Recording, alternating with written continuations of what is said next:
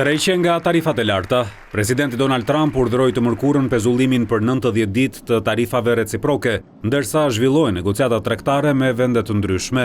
Në këtë pezullim nuk përfshihet Kina, e cila për shkak të përgjigjes dhëm për dhëm ndaj Trumpit do t'i rriten tarifat e mallrave që eksportojnë në SBA në 125%, dhe kjo ka një shpjegim.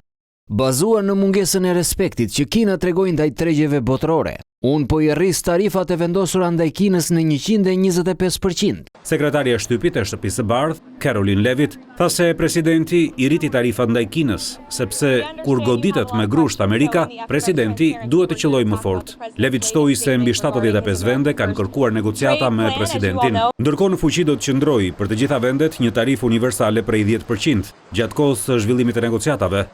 Pyetja kryesore që mbeti pa përgjigje lidhet me Bashkimin Evropian, që më herët miratoi grupin e parë të kundër tarifave. Vendet anëtare miratuan kundër tarifa prej 25% ndaj disa mallrave amerikane, por bloku tha se kundërmasat mund të pezullohen në çdo kohë, nëse SBA-ja bie dakord për një marrëveshje tregtare. Menjëherë pas njoftimit për pezullimin e tarifave, bursat e Wall Streetit u ritën menjëherë. Brenda disa minutave indeksi S&P 500 u rit me thuajse 7%, ndërsa Nasdaq kërceu në mbi 8%.